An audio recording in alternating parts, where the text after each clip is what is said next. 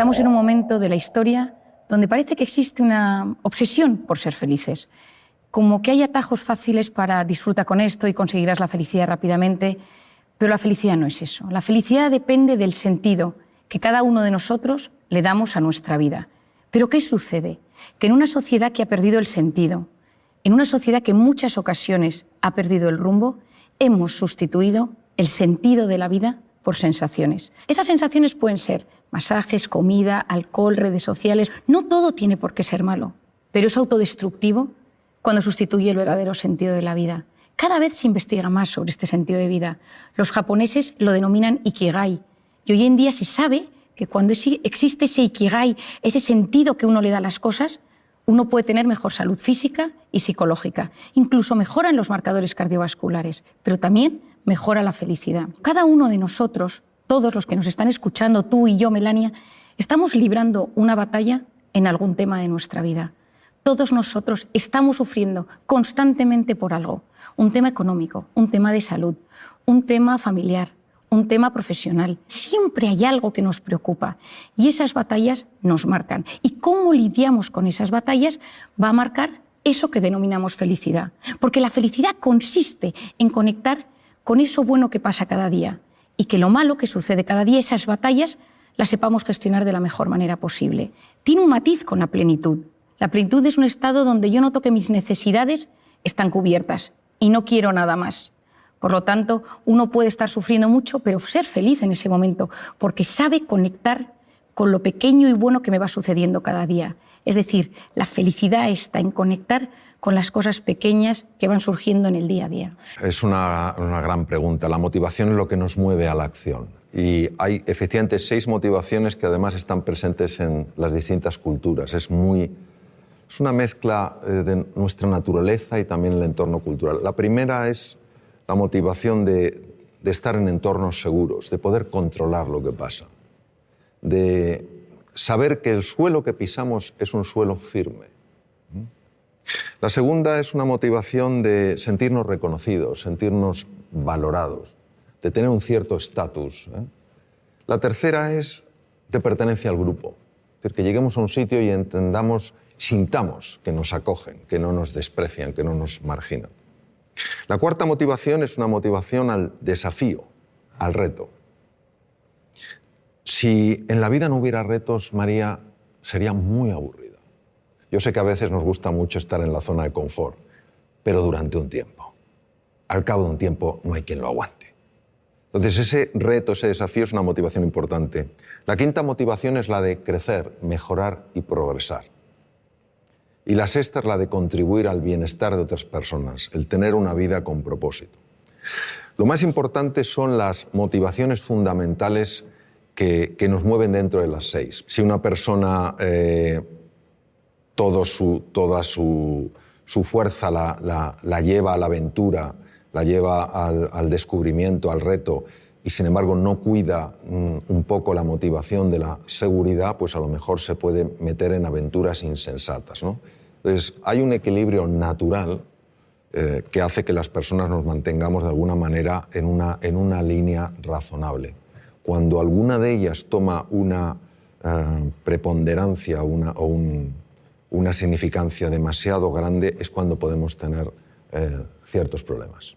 El mejor antídoto al sufrimiento y al dolor es el amor. Es sentirse querido, es sentir que no estás solo. Esa sensación de soledad no buscada, esa soledad involuntaria, es una sensación terrible para la psique, para la mente y para el corazón. Y por eso en muchas ocasiones, cuando uno está solo, tener a alguien, una persona vitamina, una persona que te apoye, una persona que te escucha, que no te juzga, que te entiende, la que le cuentas algo y automáticamente te hace sentirte mejor. Que da igual que haga un año que no la veas, que sabes que con esa persona las cosas son mucho más sencillas, ¿no? Esa sencillez en las relaciones humanas que tanto ansiamos. ¿El amor a quién? Bueno, el amor a uno mismo. Eso es la autoestima. Quererse de forma sana, no quererse en exceso, que ahí entramos en el narcisismo, ni quererse poco, que entra en los cuadros de inseguridad tan destructivos para la mente humana. Y eso tiene mucho que ver con la voz interior. Todos nosotros tenemos una voz interior que determina cómo va a ser nuestra autoestima y cómo nos vamos a tratar. Lo segundo es el amor de pareja. El amor de pareja nos hace ser valientes. Ya lo decía Platón, no existe nadie tan cobarde que el amor lo transforme en alguien valiente. Yo creo que estoy seguro de que todos conocemos a alguien que de repente se ha enamorado y se transforma. Y nada, le da miedo y asume riesgos que jamás habría asumido. El amor de pareja es impresionante. Y cuando uno tiene ese amor de pareja, cuando uno se siente querido, esa sensación de confianza, hasta mejora, sabemos hoy en día, el sistema inmune, tienes mejor salud física y psicológica. El tercero es el amor a los demás, la cooperación, la solidaridad, el amor a tus padres, a tus amigos, a tus hermanos, incluso a la gente de tu trabajo. Cuando uno está en armonía con las personas de su entorno, es capaz de mitigar los efectos que el estrés puede producir en él. Si tú vives ansioso o preocupado por algo, un tema económico, pero te sientes querido, el estrés que eso te produce es mucho menor. Luego tenemos el amor a las creencias y a los ideales. Las ideas se tienen, en las creencias se está, decía Ortega y Gasset. Cuando crees en algo y amas tus creencias, tienes fuerza, tienes fortaleza y superas casi todo. Y finalmente, el amor a los recuerdos. Yo creo que quizá de todos los amores es el que me parece más diferente y por eso siempre me encanta hablar de él. Hace unos años, Susumu Tonewaka, Premio Nobel de Medicina, descubrió que cuando una persona recuerda algo con intensidad, el recuerdo de esa imagen, que es placentera, activa los mismos mecanismos en el cerebro que cuando esto sucedía en la realidad. Esto es mágico. Cuando uno está angustiado, y esto muchas técnicas de relajación, cuando uno trabaja con MDRs o con técnicas que ayudan a mejorar los estados de angustia, el traer a la imagen, atraer a la mente imágenes placenteras, recuerdos de personas donde había amor, donde te sentías querido, donde te sentías agradecido, de repente produce efectos bioquímicos en el propio organismo. Por lo tanto, ese amor, cuando inunda nuestra mente, nuestro organismo, nos ayuda también a ser mejores con los demás, a convertirnos en personas que no juzgamos, que empatizamos, que somos cariñosos, que buscamos intereses comunes. Yo soy muy de decir a la gente que busque intereses comunes con los demás, que pregunte a los demás cómo se siente. Y cuando le ha preguntado cómo se siente, que recuerde esos datos. Porque esto lo he aprendido de mi padre. Mi padre se acuerda de todas las cosas y él lleva en su agenda del teléfono, los teléfonos de todo el mundo, pero al lado tiene puesto, su padre tiene artritis, su mujer tiene un Alzheimer, su hijo ha tenido un fracaso escolar, y así cuando alguna vez llama a alguien, siempre busca ese punto en común. Hoy en día vamos tan acelerados con nuestras preocupaciones y nuestros pensamientos que nos cuesta prestar atención a las preocupaciones de los demás. Por lo tanto, el amor, efectivamente, Melania, yo creo que todos lo sabemos, pero el amor es uno de los mejores antídotos a los momentos malos. Pues fíjate, el talento, una forma de descubrirlo es curiosa. El talento viene muy marcado por algo que se te da especialmente bien, pero es tan natural en ti que nunca le has dado importancia. Nunca le has dado importancia. Porque para ti es natural, fluye. Y con frecuencia los demás te lo dicen, pero no te lo dicen como, oye, vaya talento tienes, sino mejor, oye, qué bien se te da hablar, qué bien se te da escribir, qué bien se te da dibujar, qué bien se te da moverte, qué bien se te da resolver conflictos. Y como es natural, no le das ningún valor. Mi experiencia a lo largo de los años me viene a mostrar que uno ha de buscar el talento en aquello que le es natural, porque el talento siempre deja huella. Siempre se expresa. Y hay cosas que nos pueden parecer que son irrelevantes. Yo, por ejemplo, me decían de jovencito, oye, cuando cuentas una historia es que nos quedamos absortos. Yo jamás pensé que esto tendría tanto impacto con mis enfermos. Cuando les contaba a mis enfermos las cosas, cómo íbamos a luchar juntos contra la enfermedad, etcétera, etcétera, y yo veía que se producía un estado de ánimo en ellos sorprendente, tampoco pensé que eso tuviera especial valor, ni que me dedicara luego en la segunda etapa de mi vida mucho más al tema de la comunicación, a escribir. Pues eso es lo que quiero decir, que todo ser humano tiene un talento y ese talento va dejando huellas, va mandando mensajes y tenemos que ser un poco más sensibles para entender que el talento tiene muchas formas. Y luego, por otra parte, te diré, Lorenzo, que es muy importante mirar a todo ser humano como se mira aquello que ves como sumamente valioso. De toda la conversación, lo más importante es la forma de mirar. Porque la forma de mirar tiene la capacidad de transmitir con enorme hondura cómo tú estás viendo a esa persona. Cuando tú miras a un ser humano como se mira aquello que es valioso, como somos espejos frente a espejos, esa persona empieza a reconocer su propio valor. Y en ese reconocimiento es más fácil que cualquier talento, cualquier capacidad encuentre un espacio natural para desplegarse. Yo creo que para mí eso es clave. Ver a todo ser humano como grandeza en potencia. Unos lo expresarán en mayor o menor grado, pero esa grandeza está en todo ser humano. Cuando yo estudié medicina, yo vengo de una familia de psiquiatras. Mi abuelo era psiquiatra, mi padre es psiquiatra, tengo una tía psiquiatra, un primo psiquiatra y tengo mi hermana es psicóloga. Es decir, vivo rodeado de personas que trabajan y estudian el mundo de la mente y del comportamiento. Pero me costaba, mientras yo estudiaba mis apuntes y mi carrera de medicina, ver que faltaba siempre el punto emocional a las enfermedades. Y yo creo que todos somos conscientes que estás nervioso y tienes taquicardias, tienes un examen y de repente pues tienes la tripa un poco más revuelta o de repente se te duerme el párpado. Es decir, hay síntomas físicos que tienen que ver con las emociones. Pero ¿dónde estaba el núcleo? ¿Dónde se unía la mente y el cuerpo? Empecé a leer, empecé a investigar, empecé a tratar muchísimos pacientes y llegué como a una conclusión fácil de explicar y didáctica para que todo el mundo, allá donde esté, en cualquier parte del mundo, lo pueda entender y aplicar a su propia vida. Imagínate, Melania, tú y yo estamos aquí y de repente empiezan aquí a sonar las alarmas y alguien grita fuego. Automáticamente tú y yo nos levantamos y nos ponemos nerviosas y empieza a latirnos el corazón. ¿Por qué?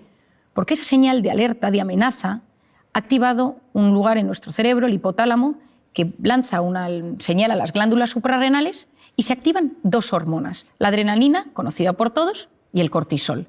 Y automáticamente, ¿qué sucede? Que mi cerebro busca mecanismos de supervivencia, que son la lucha y la huida. Y empezamos con taquicardia, corazón me late, para llevar la sangre a los tejidos y poder luchar o correr, que es lo que hace falta. Luego empieza la taquipnea, que es esa necesidad de meter más oxígeno en el cuerpo para que mis músculos y mis células tengan más oxígeno y poder luchar. La glucosa se moviliza, las grasas se empiezan a movilizar y en este momento yo ya no puedo razonar porque estoy en un momento de alerta y la corteza prefrontal, que es la que se encarga de reflexionar, de pensar, de buscar soluciones a los problemas, de repente ya no me deja pensar tan bien. Es como que pierdo el hilo de lo que te estoy contando. El hipocampo, que es la zona de los recuerdos y donde almacenamos los datos, es hipersensible al cortisol y por lo tanto nos falla la memoria y tenemos como lagunas en lo que queremos hablar. Ese pico de cortisol va a tardar varias horas en volver a su estado original. ¿Por qué es esto tan importante, Mel? Porque ese estado de cortisol que se eleva, ese estado de cortisol va a cambiar nuestro organismo. El cortisol es una hormona cíclica. Por las noches es baja y tiene que ser bajita para que yo pueda dormir y a lo largo de la noche sube hasta las 8 de la mañana, más o menos, que tiene su pico más alto. Y a las 8 de la mañana vuelve a bajar para hacer frente a los desafíos del día a día. Pero ¿qué pasa si vivo preocupado por algo constantemente? Aquí entra una de las ideas más importantes que te voy a transmitir hoy.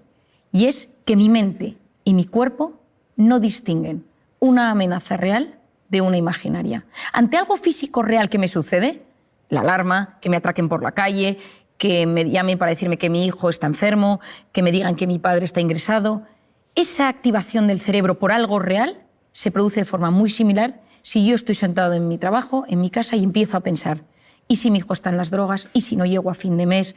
¿Y si me atracan por la calle? El 90% de las cosas que nos preocupan nunca jamás suceden.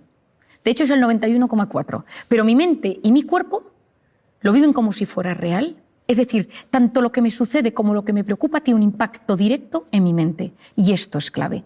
Porque si más del 90% de las cosas que nos preocupan no suceden, eso lo que va a significar es que yo voy a inducir en mi organismo un estado de alerta mantenido.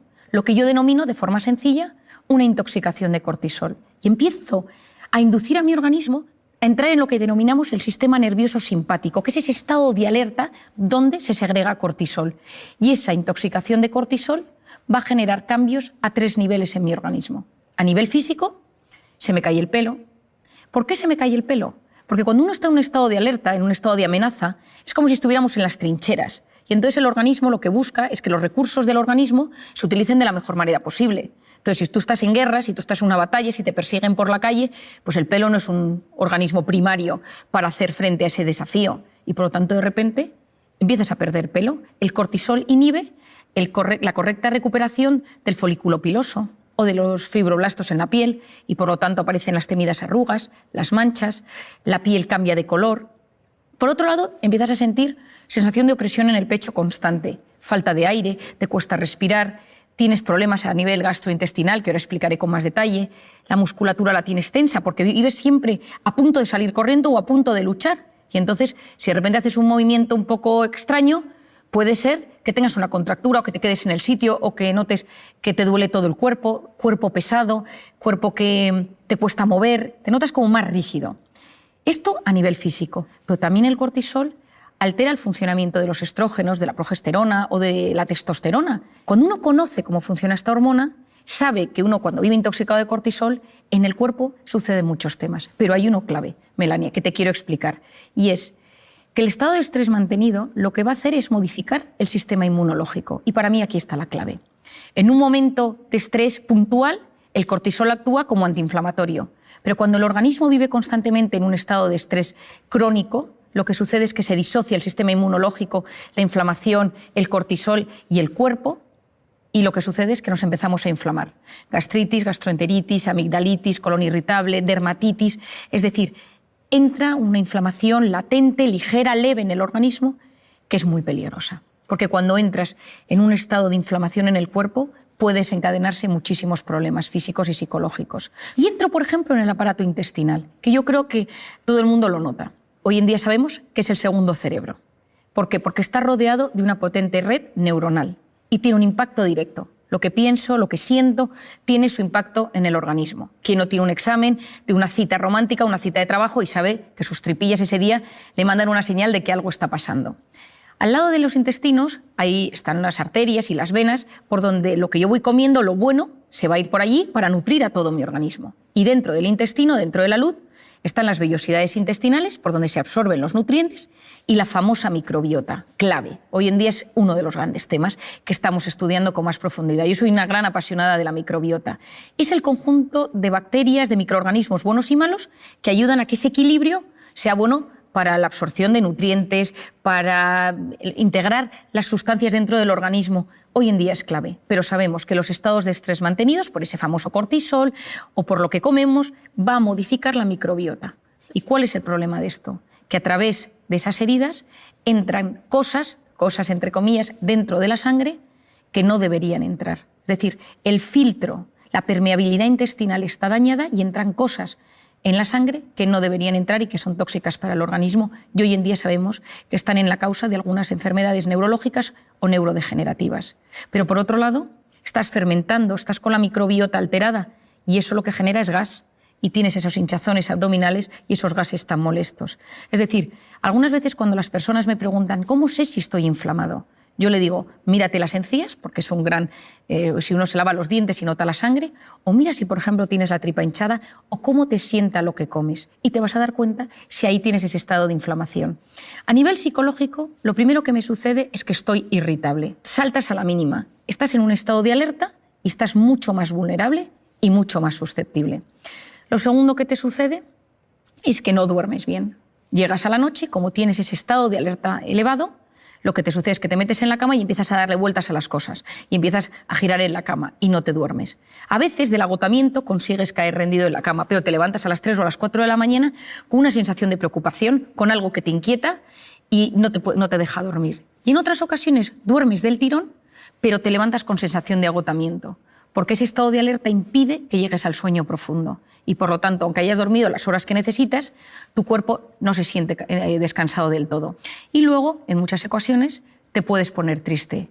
Y esta es otra idea importantísima, Mel, que te quiero transmitir hoy. Muchas depresiones provienen de estados de alerta permanentes. Y aquí lo voy a puntualizar.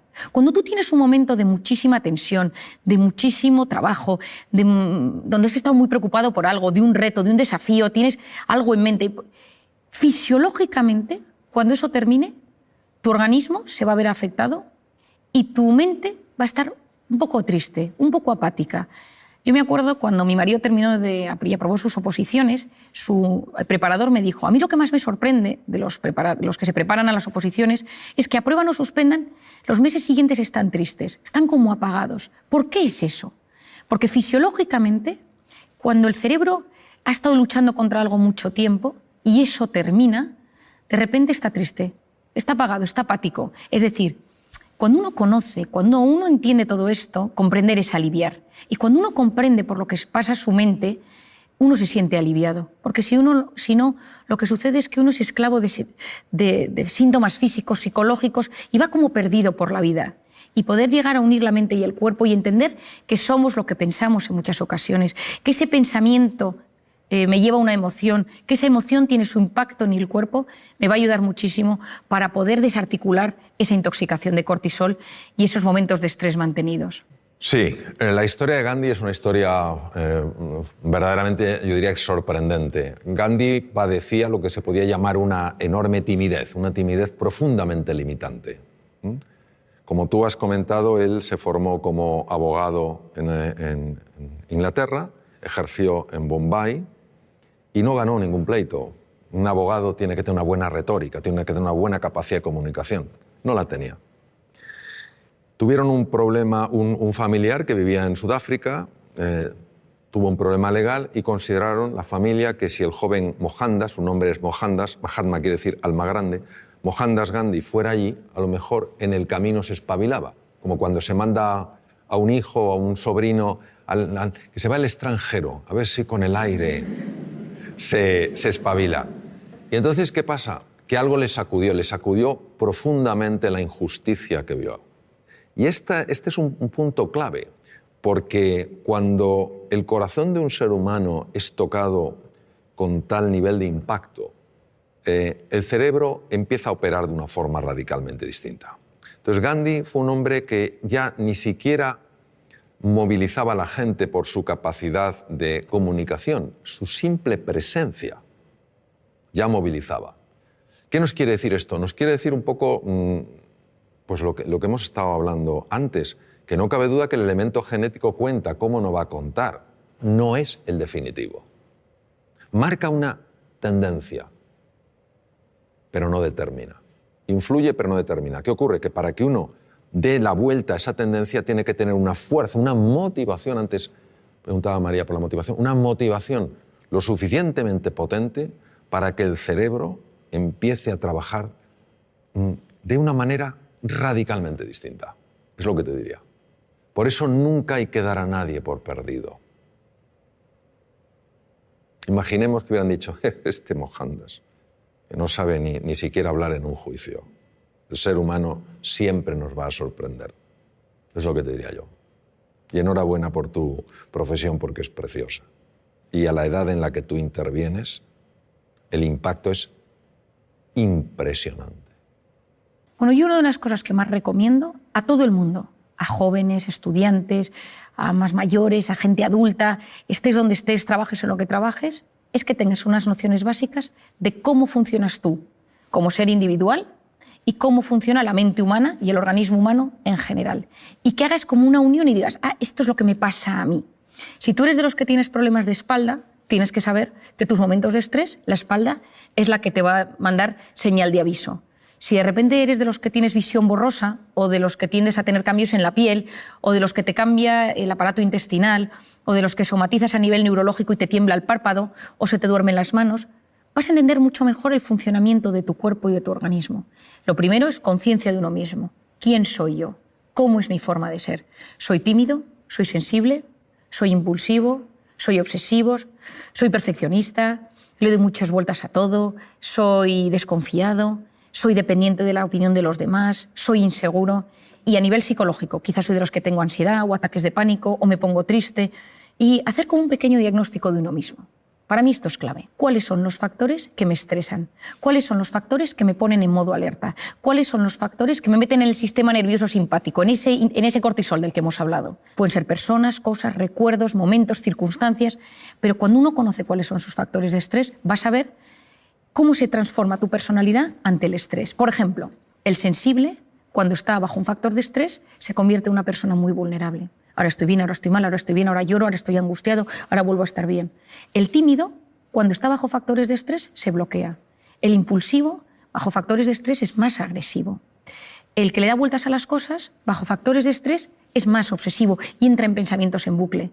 El perfeccionista, cuando está estresado, tiene una sensación de insatisfacción vital, porque nada está a la altura de lo que quiere. Cuando uno se comprende, se siente aliviado. Entonces, cuando me preguntas qué nos puede ayudar, hacer este esquema. Yo a todos mis pacientes les hago este esquema. cómo eres tú, cuáles son tus factores de estrés y en qué se transforma esto. Cuando entiendes tu cuerpo, cuando entiendes tu personalidad, es mucho más fácil hacer frente.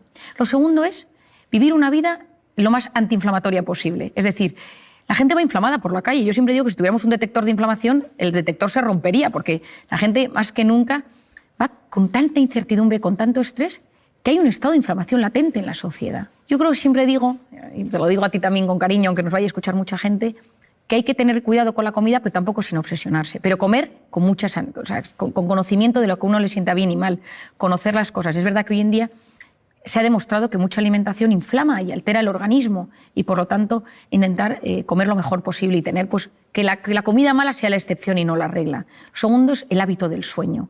Hoy en día es clave. Cuando uno duerme mal, la probabilidad de que todo se desbarajuste es altísima, porque durante el sueño reparamos nuestra mente, reparamos nuestro organismo, reparamos nuestro sistema inmunológico, nuestro hipocampo, zona de archivo de los recuerdos, se soluciona, es como que todo se va poniendo en orden. Y cuando uno no duerme, y hoy en día dormimos muy mal por la pantalla, por las preocupaciones, etc., esto nos altera. Y un par de ideas para dormir bien.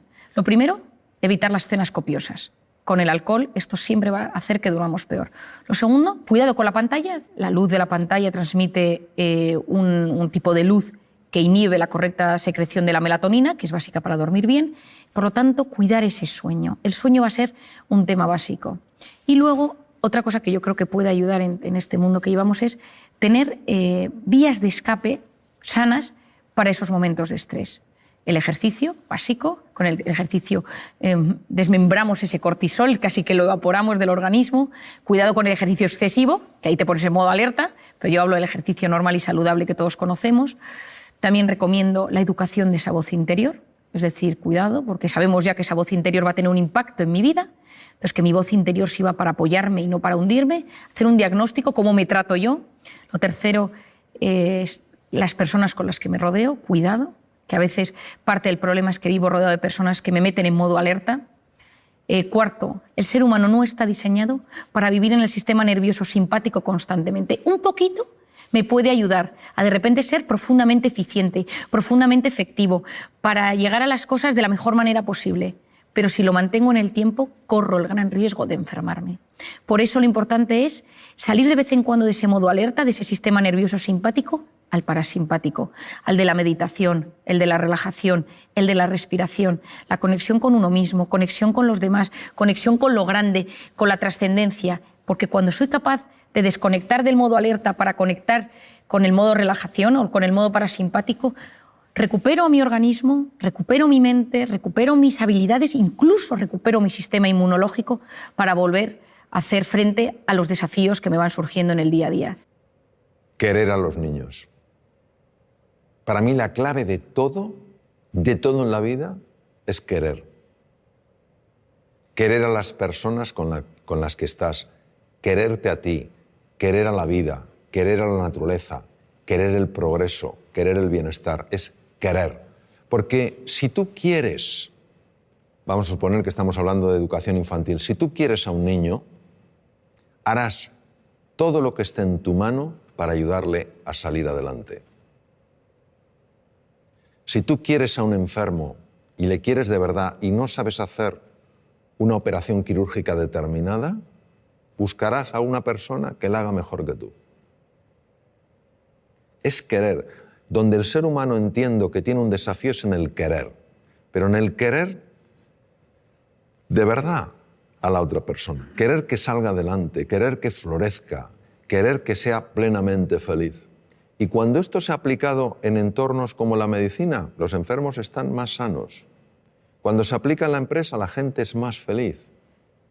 Cuando se aplica en la universidad, se aplica en el colegio, se aplica en la escuela, los niños tienen mejores resultados. Para mí esa es la clave. Querer, y si me dijeras, y otra, creer. Creer. Y es fundamental que entendamos que creer, la fe, no es un acto del entendimiento, es un acto de la voluntad. O sea, si fuera el entendimiento, ¿para qué necesito la...? Si lo veo, pero elijo eso. Elijo tratar a las personas como si todas tuvieran potencial, aunque no lo hayan expresado. Y eso se transmite con la mirada, se transmite con el gesto, se transmite con la respuesta que tenemos ante el error, la respuesta que tenemos ante el acierto, el acompañamiento que llevamos a cabo. Creo que a veces complicamos mucho las cosas. Creo que lo verdaderamente valioso es tremendamente sencillo. Y yo creo que son cuatro principios que si se aplican, querer a las personas, creer en ellas, valorarlas y potenciarlas. Si hacemos eso, a mí personalmente me parece que todo funciona. Si no les queremos, no creemos en ellos, no les valoramos y no les potenciamos, pues yo creo que tenemos otra historia. En el cerebro pasan muchas cosas, ¿no? Y entonces la gente viene y cuando viene a consulta te pregunta, ¿no, María, me ha pasado esto? ¿Por qué? ¿A qué se debe? ¿No? Y cuando se lo explicas, oye, hay una sensación de alivio, ¿no? Esto tiene un sentido, no es que me estoy volviendo loco, no es que mi cabeza o soy un tipo raro. Y entonces cuando la gente le explicas que hay cosas que son, no digo que comunes, pero sí frecuentes o que tienen una explicación neurocientífica, te sientes mucho más aliviado. La suerte que tenemos es que hoy en día la mente y el cerebro se está investigando cada vez más. Y hay una búsqueda de respuestas, el cerebro es el gran desconocido, pero vamos entrando, aprendiendo, gestionando y es alucinante. A mí me encanta estar lo más al día que puedo de todo lo que va sucediendo y cada vez que algo nuevo se descubre, pues te llenas en un mundo apasionante que en mi caso particular siempre pienso, y esto a ver cómo se explica a la gente, ¿no? Porque es todo a veces tan difícil de entender porque la mente... Pero bueno, yo te contaría cosas, ¿no?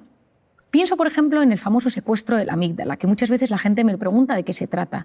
El secuestro de la amígdala es una respuesta automática de la mente ante algo que sucede y tienes una reacción desproporcionada. Y es como que la amígdala en ese momento tiene una comunicación con el hipocampo, que es donde están los recuerdos. Y la amígdala es donde está la emoción, la ansiedad, la angustia, donde reaccionamos.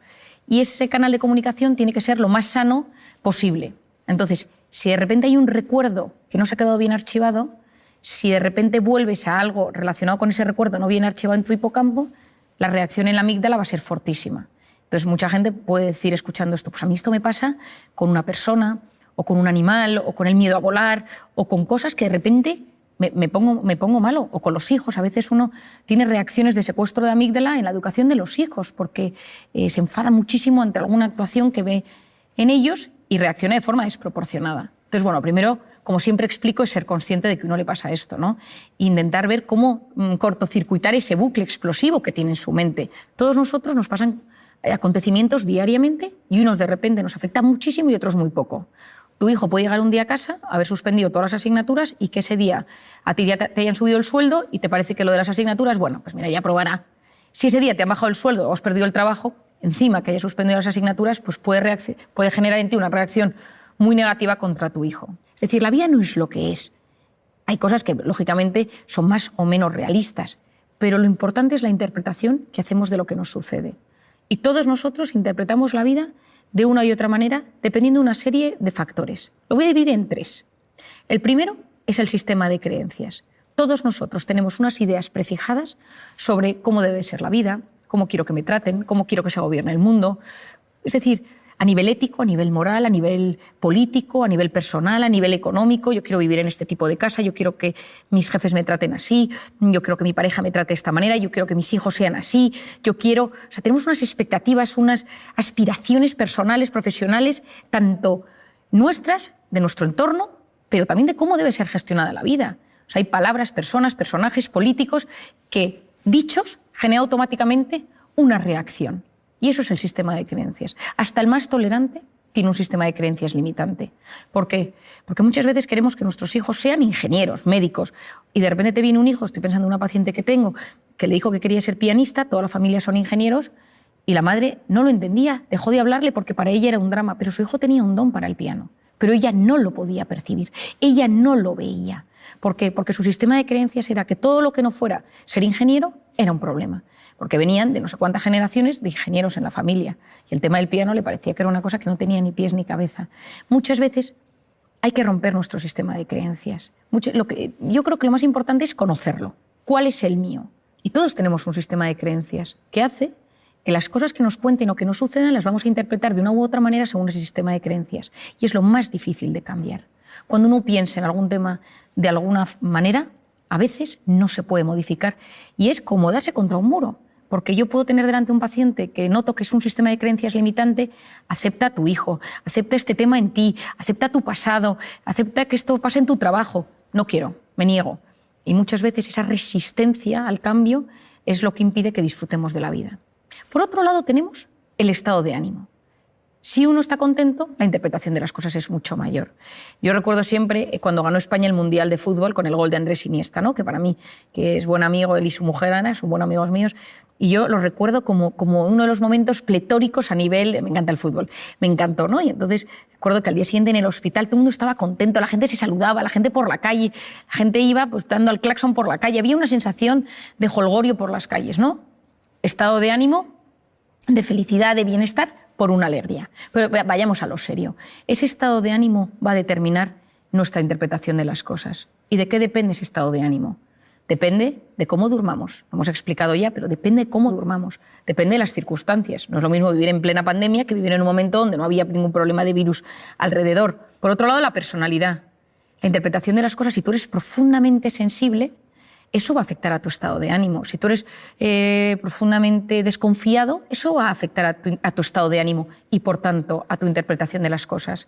Y a veces en esta vida, si lo que quieres es ser un poco más feliz, esa felicidad de la que estamos hablando, a veces lo que tienes es que ir a ver esa cosa de tu forma de ser, que es tu talón de Aquiles y que te impide disfrutar del día a día. Si eres de los que se queja, si eres de los que vas de víctima, trabajar la personalidad, porque eso automáticamente mejora tu estado de ánimo y eso automáticamente mejora tu interpretación de las cosas. Y finalmente, lo que se denomina el sistema reticular activador ascendente. Tiene un nombre terrible, pero tiene una función mágica. Es una zona que se encuentra aquí detrás, en el tallo encefálico, y es una zona muy primitiva de neuronas que tiene múltiples funciones, pero tiene una muy interesante que es el filtrador. Es como un rastreador del cerebro. Y es la zona que se encarga de filtrar de todo aquello que me sucede y de quedarme con lo que me interesa. Es decir, nuestro cerebro recibe constantemente muchísima información, a través de los sentidos, especialmente a través de la vista, pero a través de los sentidos. Pero solo se queda con lo que le interesa. Si tú estás buscando un trabajo de un tema específico y te pones a prepararte sobre ese tema, tu cerebro va a hacer todo lo posible por encontrar ese asunto. Yo he contado muchas veces una anécdota que me pasó hace unos años cuando, estudiando la carrera, me fui a las Naciones Unidas a un evento, una entrega de premios, y el rector de mi universidad me pidió que buscara a Kofi Annan, entonces el secretario general de las Naciones Unidas. Y yo me empecé a preparar todo tipo de cosas sobre Kofi Annan y por si me lo encontraba para invitarle a mi universidad a un evento que había. Y nunca había Kofi Annan, pero en un momento dado, en pleno evento, fui al baño y me encontré con una señora rubita, de tez muy pálida, y empecé a hablar con ella y le conté varias cosas, le conté cómo funcionaban las Naciones Unidas, los premiados de ese evento al que íbamos, y nada, me despedí de ella. Y el día que volví a Madrid, esta señora estaba en el avión y la fui a saludar. Dije, qué curioso, la señora del baño. Y estaba sentada al lado de un tipo al que me presentó que era Kofi Annan, que era su marido. Y entonces yo muchas veces me pregunté, ¿no? ¿Cómo es posible? Bueno, yo había estudiado a Kofi Annan y probablemente mi mente había captado fotos con su mujer. Y cuando la vi, la distinguí. Es decir, decía Louis Pasteur o decían, bueno, la suerte favorece a la mente preparada. Hay que prepararse, hay que estudiar, hay que saber. Porque el que se prepara, el que estudia, el que sabe, percibe mejor las oportunidades. Y lo importante en esta vida es activar nuestro sistema reticular. Si lo tienes en negativo, ves lo negativo de todo. ¿Quién es el principal inhibidor de este sistema reticular? La pantalla. ¿Por qué? Porque la pantalla te ofrece gratificaciones instantáneas, chispazos de dopamina. Es una vida fake, es una vida digital. Las cosas buenas suceden en la vida real. Esa vida digital, esos chispazos de dopamina van generando, pues sí, momentos de gratificación instantánea, pero a la larga nos producen un vacío. Tienen un mecanismo muy similar, las pantallas y el mecanismo de la dopamina, con las drogas. Por eso a día de hoy muchas adicciones a la pantalla, muchas adicciones a la pornografía, a los videojuegos, se tratan con mecanismos similares a las drogas. Y esto es un enorme problema porque vivimos en un momento de la historia, como dice el filósofo José Luis Ruiz, somos drogodependientes emocionales. Somos cada vez más adictos a experiencias vibrantes que nos llegan a través de la pantalla. ¿Y por qué es esto tan importante? Porque todo esto va a frenar nuestra corteza prefrontal. Aquí entro en un campo interesantísimo a nivel educativo, a nivel de padres y a nivel personal. La corteza prefrontal, que ya hemos hablado de ella en varios momentos, es una zona fundamental para la atención, la concentración, la resolución de problemas y el control de impulsos. Es la zona que nos hace ser seres superiores, que nos ayuda a prestar atención a lo que queremos, a estar quietos en un sitio y escuchar, a estar en una pastelería, yo que soy muy dulcera, y no comerte los bombones mientras te los están sirviendo, sino que controlas esos impulsos, te gestionas por dentro. La corteza prefrontal es una zona profundamente inmadura cuando un bebé nace. Cuando un bebé nace, esta zona está completamente inmadura y se va evolucionando a medida que pasan los años, madura antes en las mujeres que en los hombres. Las niñas maduran antes esa atención y esa concentración que los chicos. Esto es muy importante en el ámbito educativo. Los chicos están a 4.000 cosas todavía y las niñas ya son mucho más concienciudas desde que son más pequeñas. ¿Con qué se estimula la corteza prefrontal de un bebé? Con 3 cosas: luz, sonido y movimiento. ¿Quién no ha visto a su bebé que de repente ve pasar a su padre o ve una luz que se enciende o una musiquita y va girando la cabeza? ¿Qué es lo que queremos nosotros para ese niño? Que a medida que se vaya haciendo mayor, este niño también preste atención a objetos inmóviles, a un profesor que le habla, a un adulto que le habla, a un amigo que le está contando una historia, que esté quieto en la salita de espera del médico, que sea capaz de leer un libro quieto. Es decir, que esa corteza prefrontal vaya madurando y no solo se active la atención con la luz, con el sonido y con el movimiento, sino también pues de repente conecte con una puesta de sol, con un cuadro, con una música, etcétera, ¿no? Es decir, con cosas distintas. Pero si tú a ese niño le pones una pantalla desde que es muy pequeño, ¿qué es la pantalla? Luz, sonido y movimiento. Lo que sucede es que su atención se va a ver estimulada por una herramienta externa, que es ese dispositivo. Y el cerebro funciona con un mecanismo que se denomina use it or lose it. O lo usas o lo pierdes. Si nosotros utilizamos solamente Wikipedia para encontrar datos, lo que sucede es que nuestro hipocampo, zona de la memoria, cada vez va a funcionar peor. Si uno usa Google Maps o Waze para orientarse siempre, pues cada vez nos orientaremos peor. Cuanta menos actuación tenga nuestro cerebro per se, peor va a funcionar en esa herramienta estrictamente particular.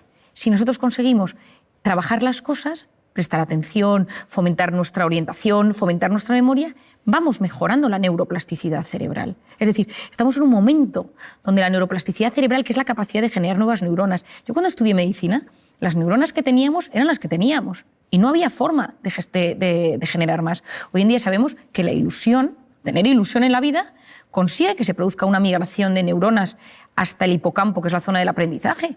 Es decir, hoy sabemos que hay mecanismos para mejorar esas conexiones neuronales, que si potenciamos alguna zona de nuestro cerebro, esa zona va a funcionar cada vez mejor. Pues en el tema de la atención, yo creo que a día de hoy, que nos encontramos en un momento de la historia donde hay una crisis de la atención, la gente no sabe prestar atención por muchos factores, porque vivimos hiperestimulados, porque no nos da tiempo, porque es una cosa y otra cosa y otra cosa, porque te tomas un caramelo y ese caramelo tiene 4 sabores distintos, vas a un sitio y pasan 74 cosas, entonces no conectas sensorialmente con algo puntual, sino que todo son múltiples emociones y sensaciones, y todo ello con la pantalla de por medio. Esa pantalla que lo que me va haciendo es que la corteza prefrontal cada vez me funciona peor, porque está diseñado para aliviar.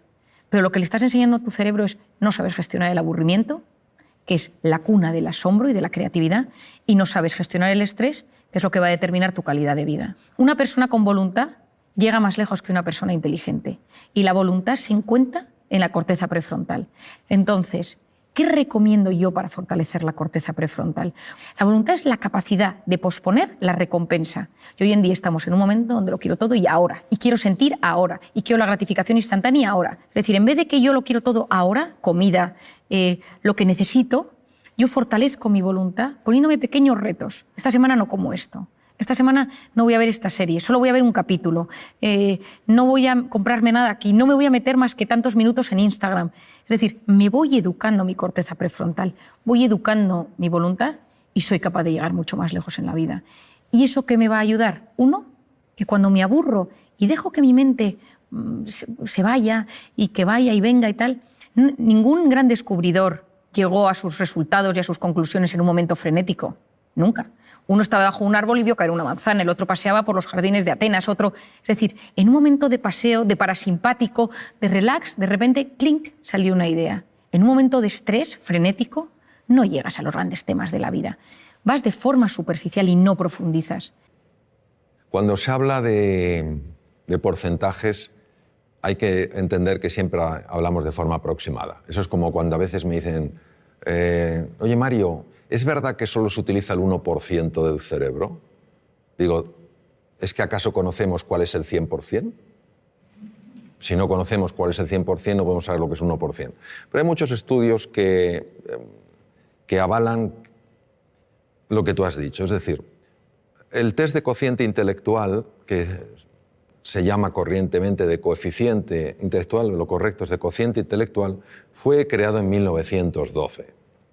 Y se convirtió en aquella época, fíjate, cambió por completo la orientación que le dio el descubridor. El descubridor, el creador, quería dar una orientación para que cuando se vieran cocientes intelectuales que no correspondían a la edad, es decir, cuando la edad mental y la edad biológica no correspondían, que a esos niños se les tratara con especial afecto, con especial cariño y se pusiera a especial disposición para que subiera. Pero fue interpretado o fue utilizado como sistema de cribaje. Listos y el resto. Listos y el resto. Uno de mis maestros, el profesor Howard Gardner, dedicó montones de años de su vida a estudiar la inteligencia y se dio cuenta de que ni siquiera podemos hablar de una inteligencia. Es la teoría de las inteligencias múltiples. Y hay dos inteligencias, que son la intrapersonal, que es la capacidad de reconocer tus estados emocionales y de poderlos modificar de forma positiva. Y la interpersonal, que es la capacidad de entender qué pasa en la otra persona y relacionarte con lo que pasa en la otra persona, que son absolutamente claves en el éxito en la vida. Una persona que no sepa gobernar sus estados de ánimo, que un día se levante sin ganas de hacer nada y ese estado de ánimo no lo pueda alterar, o que un día tenga ira y no sepa canalizar de una manera positiva y adecuada esa ira, o tenga miedo y no pueda superar su miedo, es difícil que progrese en la vida.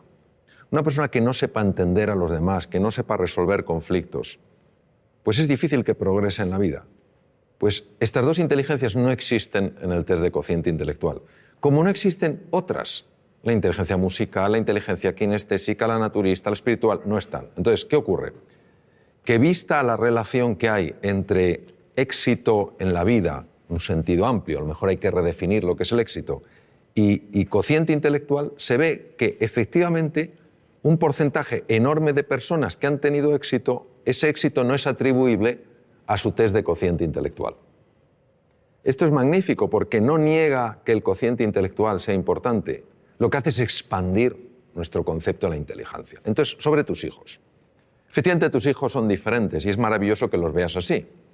Porque si no los vieras diferentes, los vieras como tú, es que a lo mejor estás proyectando en ellos tu propia forma de ser, ¿no? Habrá uno de tus hijos, tal vez tenga un tipo de inteligencia, el otro tendrá otra. Lo que es importante es que siempre, cuando estén contigo, sientan que son inteligentes. Hemos caído en el tremendo error, y una persona de la que yo aprendí mucho, Sir Ken Robinson lo marca mucho, como de hacer que solo un tipo de persona es la adecuada, ¿no? Necesitamos múltiples perfiles. Un pavo real no es ni mejor ni peor que un águila real. Entonces, cuando un hijo nota, siente que es valioso, que tiene inteligencia, que tiene una forma distinta de procesar que el otro, su autoestima no es dañada. Es que la autoestima es clave porque al final nuestra capacidad de hacer frente a los desafíos o nuestra incapacidad, la mayor parte de las veces nada tiene que ver con el mundo real, tiene que ver todo con el mundo mental. Te voy a poner un ejemplo. En el Reino Unido se hizo un estudio fascinante. Se hicieron dos grupos, se buscaron dos grupos de estudiantes homogéneos en cuanto a edades, aproximadamente con el mismo background cultural, pero con dos diferencias. Una de ellas era que uno de los grupos eran teóricamente chicos bastante más inteligentes que el resto según el test de cociente intelectual. Pero estos que eran más inteligentes objetivamente de acuerdo al test de cociente intelectual pensaban que la inteligencia era algo fijo, que no se podía expandir. El otro grupo era un grupo de chicos teóricamente con menor inteligencia según el test de cociente intelectual, pero que creían que la inteligencia con el esfuerzo se expande. Les pusieron una serie de problemas de matemáticas complejos. El grupo de los chicos, entre comillas, más inteligentes, al ver que no lo podían resolver y dar por hecho que la inteligencia no se expandía, abandonaron. El tiempo no era un tiempo reducido, les daban tiempo. Abandonaron diciendo, si no lo soy capaz de entenderlo, no hay nada que hacer. me falta la inteligencia necesaria para hacer frente a este problema. Los otros chicos tampoco sabían, y de hecho partían de un nivel inferior, pero creían que la inteligencia se expandía con el esfuerzo, y siguieron, y resolvieron los problemas de matemáticas. Es decir, quedaron mejor. Y eso es lo que te quiero decir, que el componente emocional, el componente autoestima, el componente confianza en ellos y en sus posibilidades es absolutamente crucial. Ellos acabarán encontrando su camino, pero no encontrarán su camino si creen que no son capaces de encontrarlo. Bueno, Mel, es que hay un tema interesantísimo y es que nosotros esculpimos nuestro cerebro en tiempo real según a qué prestamos atención. Por eso, hoy en día, según a lo que prestemos atención y la capacidad que tengamos de concentración, de atención y esa fuerza de voluntad, va a determinar en gran parte nuestra calidad de vida, nuestra calidad intelectual, nuestra calidad cognitiva, las notas de clase, pero no solo las notas, sino la capacidad que tenemos de disfrute, de conectar con las personas, con el conocimiento, con la naturaleza, con todo. Por lo tanto, fomentar esto es muy importante. Yo creo que una de las cosas que nos puede ayudar para fortalecer esta concentración, esta capacidad de prestar atención, esta fuerza de voluntad, la primera es aprender a enfocarnos en cosas positivas. Es decir, tomar la decisión. Y esto puede ser un ejercicio de clase, un ejercicio personal, decir hoy me voy a fijar en 3 cosas buenas que me sucedan. Y hablar de esas 3 cosas. Basta mirar algo con mucho interés para que se vuelva interesante. Y una cosa que puede ser una cosa muy pequeña, que estás en la calle, te sientas en un banco, ves a alguien pasar, estás en clase, te fijas en un compañero, en la profesora o en el profesor, en algo que te están comentando, y eso lo trabajas y lo hablas y lo piensas y lo meditas e incluso lo escribes, eso te puede ayudar a fortalecer tu atención. Otra cosa es saborear. Saborear desde los sentidos. A veces estamos aturdidos de tanta hiperestimulación. Entonces de repente comer algo y decir esto sabe, ¿no? Y si hay una mezcla, pues esto aquí hay tomate, aquí hay queso, aquí hay macarrones, aquí hay guisantes. Es decir, ¿a qué saben las comidas? El frenar ese aturdimiento para de repente saborear los sentidos en los niños es algo mágico. De repente decir, silencio, ¿qué escucháis? Un coche de bomberos, un coche de policía, una música, una melodía, el grito de alguien. Eso ayuda a que los sentidos tomen más importancia y yo frene todo para enfocarme en algo particular. Y cuando uno consigue enfocarse en algo particular, está fortaleciendo su capacidad de prestar atención. Enseñar a los niños a discriminar, a saber dónde está el bien y el mal, a saber dar pilares seguros de criterio, porque si no te metes en Internet y no sabes dónde está lo bueno y lo malo.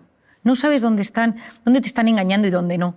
Hay un momento que te llega tanto al teléfono que cada día es una noticia, yo todo lo que llega lo compruebo. Pero hay veces que hay cosas tan surrealistas que digo, esto seguro que es mentira y de repente te das cuenta que es verdad. Pero sé buscar si está bien o está mal. Y yo creo que el aula tendría que ser ahora mismo un lugar donde enseñar a buscar si está bien o está mal, para profundizar, para filtrar de todo lo que nos llega lo que realmente vale la pena y no aturdir a esa corteza prefrontal que llega un momento donde no es capaz de leer un libro, no es capaz de enterarse de una conversación.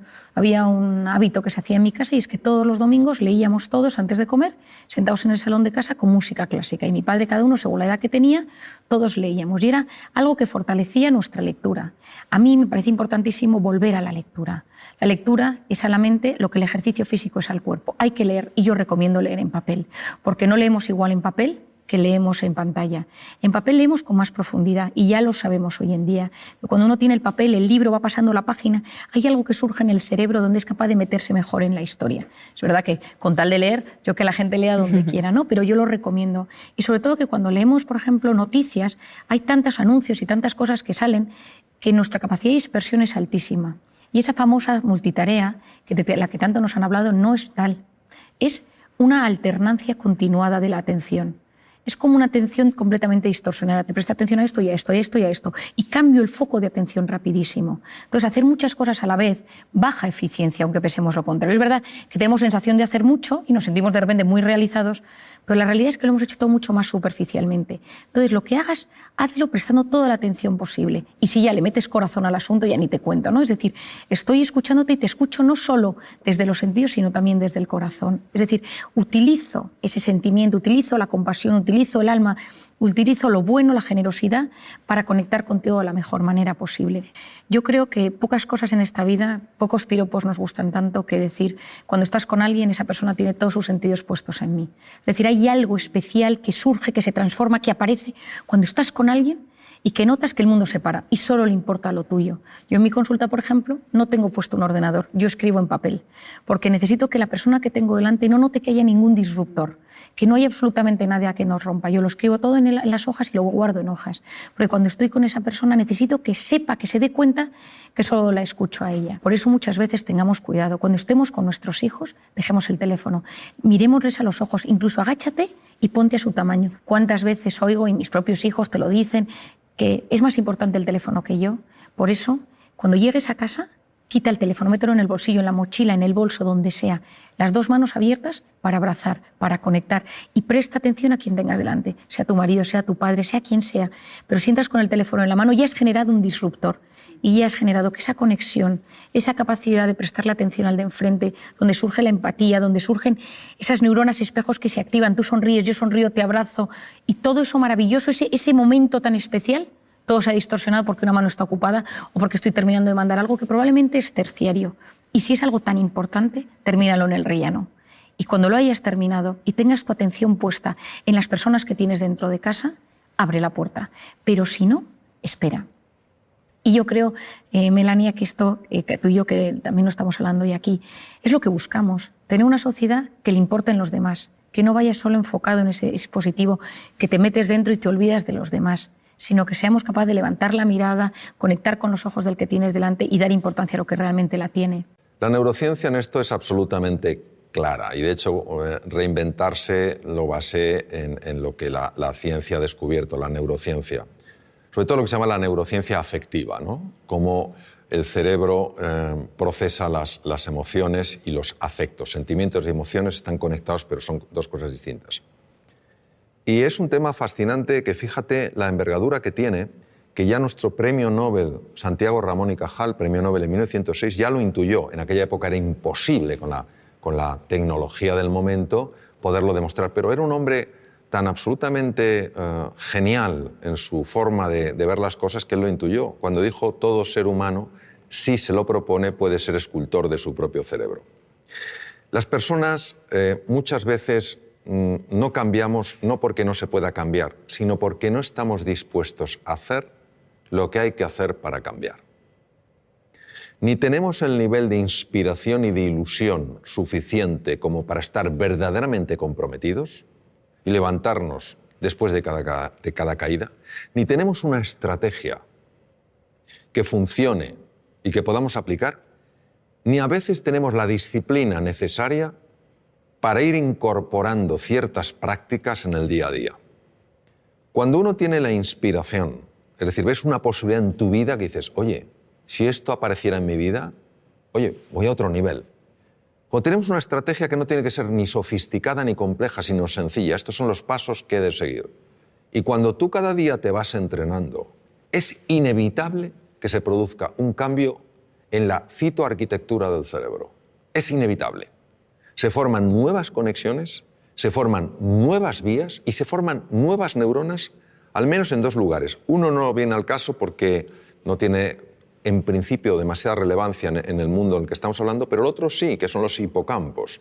Los hipocampos de alguna manera no solo procesan mecanismos muy complejos en relación con la memoria, sino que también controlan unos núcleos que se llaman núcleos amigdalinos, donde está el núcleo central del miedo, es decir, hacen que veamos las cosas con menos miedo. Todos nosotros podemos cambiar, podemos activar genes, podemos desactivar genes, podemos crear nuevas conexiones. Entonces, ¿qué nos dice? Nos dice la neurociencia que vivamos con pasión, con entusiasmo, que vivamos con fe en nosotros y en nuestras posibilidades y que estemos dispuestos a llevar a cabo el entrenamiento necesario para incorporarlo, para que pase del saber al saber hacer. Y cuando uno está con personas realmente relevantes en el mundo del deporte, en el mundo de la ciencia, te das cuenta de la disciplina que ponen en su vida. Todos los días se entrena. No hay un día que digan, no, hoy no me entreno. Se entrenan un poquito. Y eso es una maravillosa oportunidad porque quiere decir que nuestro pasado no tiene por qué predecir nuestro futuro. Si una persona quiere cambiar cómo ha vivido hasta ahora, lo puede hacer. Ahora necesita estos ingredientes.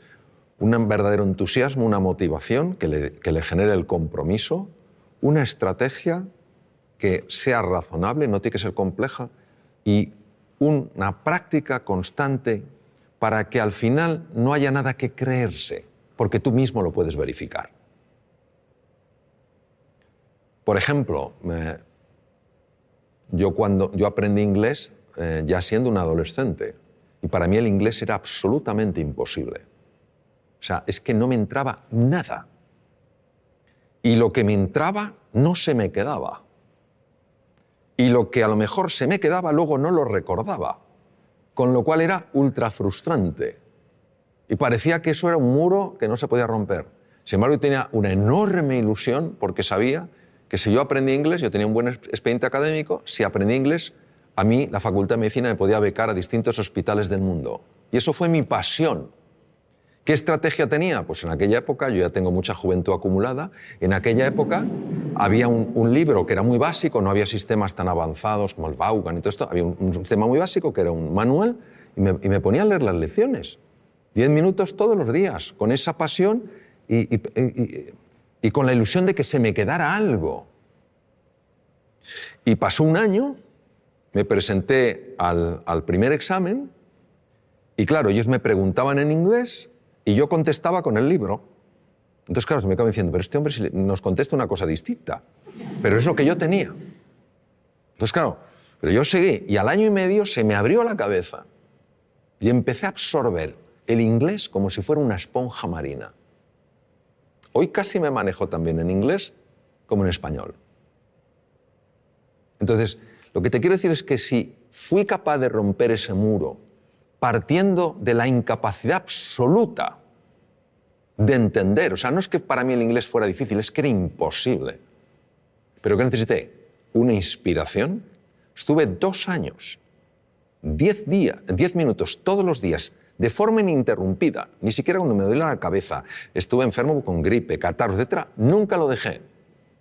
Entonces, claro que se puede cambiar, ahora estamos dispuestos a hacer ese esfuerzo, pero tiene que ser algo realmente ilusionante.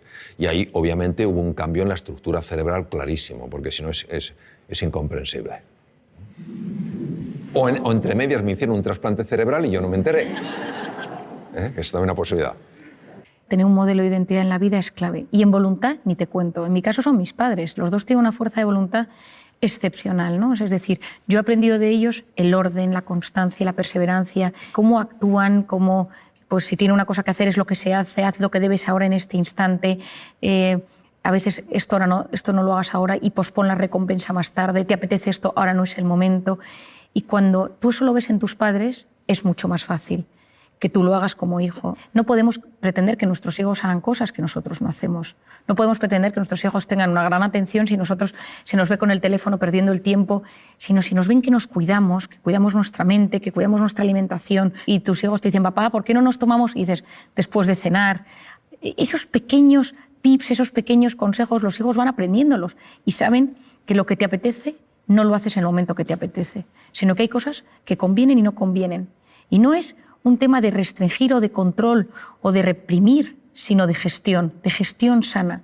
Porque si no sabes controlar o si no puedes controlar todo aquello que te apetece, todo ese impulso y frenar, también está en la corteza prefrontal ese impulso, concentrarte en lo que ahora tienes y disfrutarlo en vez de pensar en lo que vas a hacer en media hora y esa intensidad y que lo necesito hacer, a la larga en la vida te sentirás mucho más frustrado. La razón por la que nos ponemos nerviosos la mayor parte de las veces no es por el hecho en sí, sino por la historia que nos estamos contando acerca del hecho. Es decir, hay un examen, y esto obviamente es una prueba.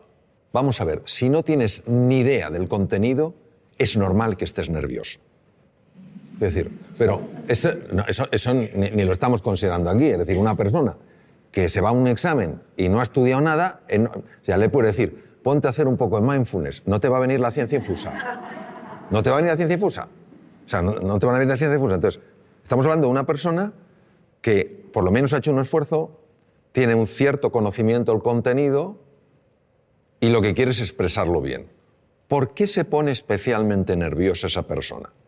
Por lo que se está contando a sí misma. Hay un diálogo interno que es absoluto ruido mental que está diciendo, anda que si sale la pregunta que no te sabes, anda que si no lo escribe bien, es un discurso que ha sido fotografiado con técnicas de resonancia funcional magnética en cuanto a activación de centros cerebrales, ¿no?, que corresponden a ese discurso, ¿no? Yo te diría que hay varias cosas que sabemos que ayudan a reducir ese estado de ruido, vamos a llamarlo ruido mental, es decir, ese nerviosismo como consecuencia de ruido mental. En primer lugar es hacer ejercicio físico. El ejercicio físico por sí solo tiene la capacidad de reducir el ruido mental. El ejercicio físico no implica apuntarse a un gimnasio, sino moverse más. Segundo lugar, poderlo hablar con alguien de confianza, poder hablar el sentir, poder contar el sentir. Y a veces, si no tienes a nadie, escribe lo que te preocupa, pero en un papel tan pequeño que casi no lo puedas ver. Porque el cerebro está interpretando que si puedes poner el problema en un tamaño tan pequeño es que el problema no es tan grande. ¿Vale?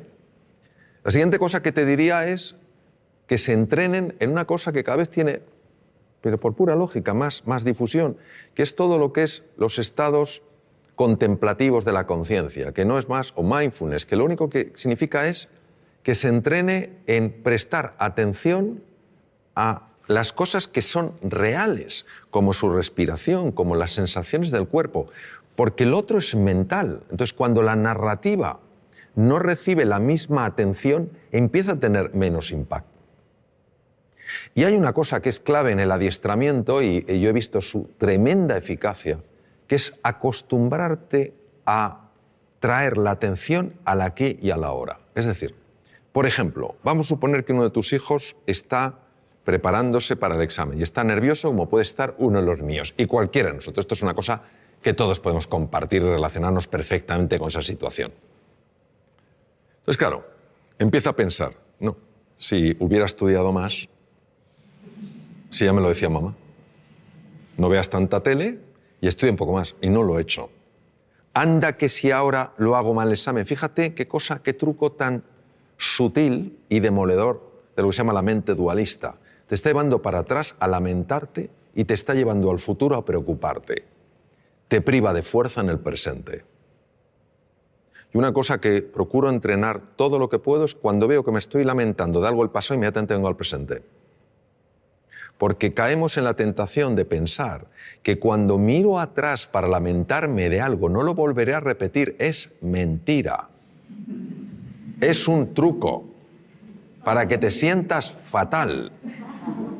Eso es como cuando uno ha decidido reducir su ingesta, lo que come, y llega el momento del postre.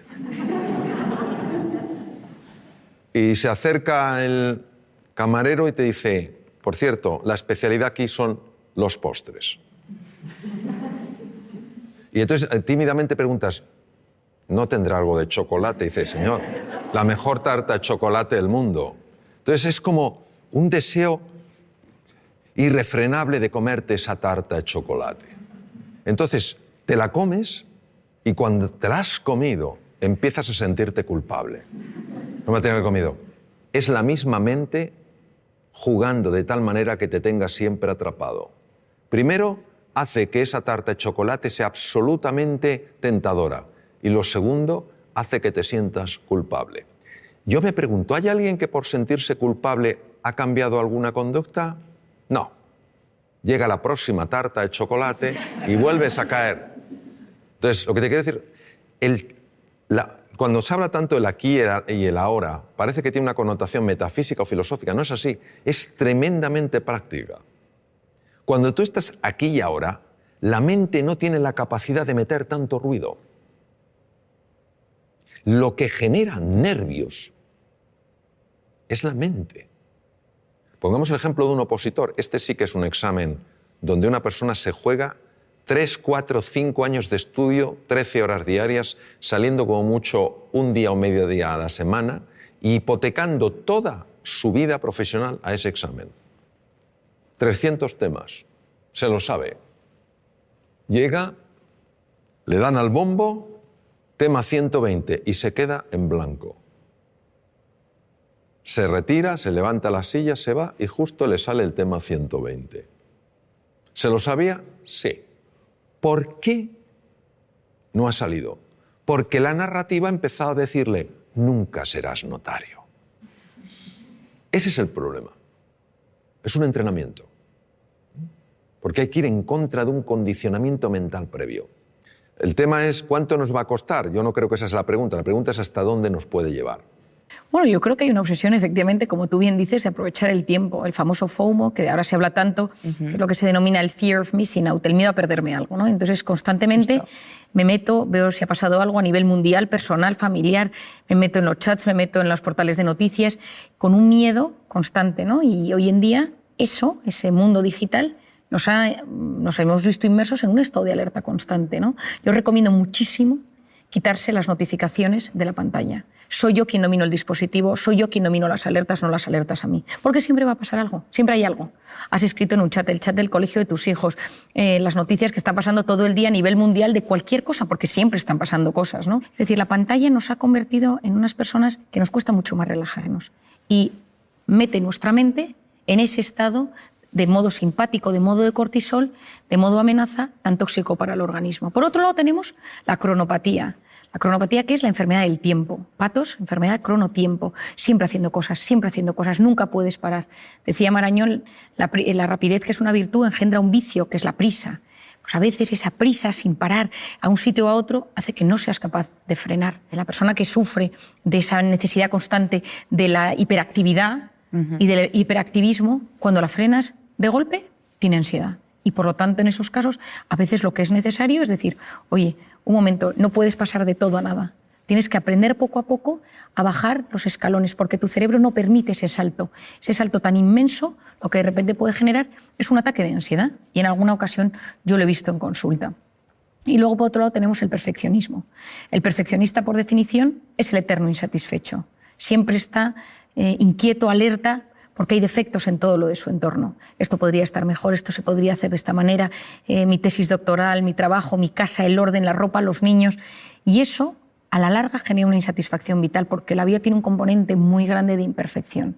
Cuando uno es muy perfeccionista, esto puede desarrollarse en trastornos obsesivos compulsivos, y conocer el impacto que esto tiene en la salud va a ser muy importante. Entonces, ese estado de alerta mantenido, tanto por la cronopatía, por el FOMO, por el tema digital, por el perfeccionismo, por la necesidad de hacer cosas constantemente en este mundo tan frenético en el que nos ha tocado vivir, apasionante, pero frenético en el que nos ha tocado vivir, tenemos herramientas. Algunas ya las hemos ido hablando durante este rato de conversación, pero me gustaría puntualizar otras.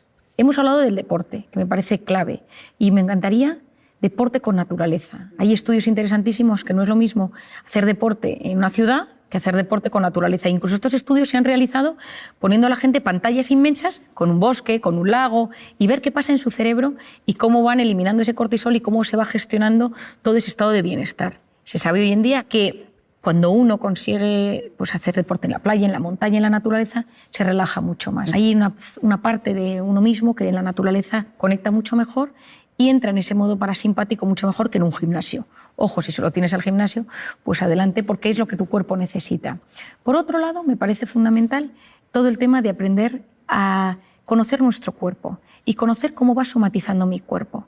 Entonces, como el primer mecanismo ante la angustia es hiperventilar, la taquipnea, esa necesidad de generar más oxígeno en el cuerpo, esas taquicardias, hoy en día conocemos una manera fácil entre comillas, de frenar ese estado rápido de taquicardias o estado de alerta. ¿Por qué? Porque como hemos hablado al principio, cuando yo noto una amenaza, lo primero que sucede es que mis pulmones y mi corazón cambian su forma de latir. De repente meto bocanadas de aire mucho mayores, tengo respiración mucho más entrecortada y superficial, pero lo que sucede es que entra más oxígeno del que debería y todo el cambio del oxígeno y el CO2 en mi cerebro va a generar desde esa visión borrosa, los hormigueos, esa sensación de malestar tan conocida. Es decir, ese estado físico de tantísimo malestar en un primer momento tiene mucho que ver con ese oxígeno y con ese CO2 que sale y entra de forma disruptiva en mi organismo. Por lo tanto, si en ese momento uno aprende a respirar de forma profunda y con conciencia, es capaz de generar un estado de calma dentro de sí. Y esto tiene mucho que ver con varios músculos de mi cuerpo, entre ellos el diafragma, que es el encargado de que todo esto suceda. Cuando yo respiro profundamente y mantengo la respiración unos segundos y luego la saco con profundidad y ya sí soy capaz de ponerle un pensamiento positivo, yo siempre digo de pensar en alguien a quien quieres mucho o un pensamiento de agradecimiento, de repente al cabo de unos minutos mi cuerpo funciona mejor. Al final no deja de ser un movimiento físico donde nosotros vamos trabajando diferentes tipos de respiración, mantener la respiración, que al principio cuesta, pero como un hábito, incluso para dormir por las noches. Yo a muchas personas cuando no consiguen descansar les digo que hagan alguna técnica de respiración antes de dormir y cómo su organismo consiguen ponerse en ese estado de calma bajando al sistema nervioso parasimpático. Yo recuerdo en una ocasión estaba en un avión y una señora oí por detrás que tenía mucho miedo a volar y que gritaba y a otro lado decía, pero que respire. Y le decía, no, si lo que pasa es que estoy respirando demasiado, ¿no? Bueno, me acuerdo que acudí detrás del avión a ayudar a esta señora a respirar, pero era incapaz, ¿no? Se le había ido de las manos y ya estaba en un ataque de ansiedad dentro del avión. Pero cuando fuimos relajándola poco a poco, el hecho de esa respiración profunda y consciente ayudó a que pudiera volar y que pudiera aguantar todo el vuelo. Y hoy en día conocemos el tema del mindfulness o la atención plena. Me parece que es una técnica muy interesante de entender porque consiste en conectar con uno mismo y tener conciencia de uno mismo, de lo que siento, de cómo me siento, de las sensaciones que llegan a mi cuerpo. Es decir, hay veces que la gente lo confunde con una forma de meditar, porque todo este asunto está muy en boga hoy en día, ¿no? Yo creo que lo importante es que cada uno tenga sus propios mecanismos que le ayuden. Después de tantos años he conocido todo tipo de personas que conectan con diferentes mecanismos, que de repente les ayuda. Y lo que se sabe es que las personas que son capaces de frenar para conectar con uno mismo, con un pensamiento, decirme algo agradable que me ayude a no ser mi peor enemigo, a no hacerme autoboicot, mientras dejo pasar ese cúmulo de pensamientos negativos, ayuda muchísimo. Eso sí, medites, respires, hagas mindfulness, hay dos cosas que van a ayudar a que esto fructifique mejor. Y son dos herramientas, que es la aceptación y el abandono. Esa aceptación a que yo no lo puedo controlar todo. O ese abandono a que a veces nos angustiamos porque parece que o nosotros podemos con todo lo que llevamos en nuestra vida o nos vamos a romper. Y cuando nosotros trabajamos todo este tipo de técnicas, me ayuda a sentirme mejor.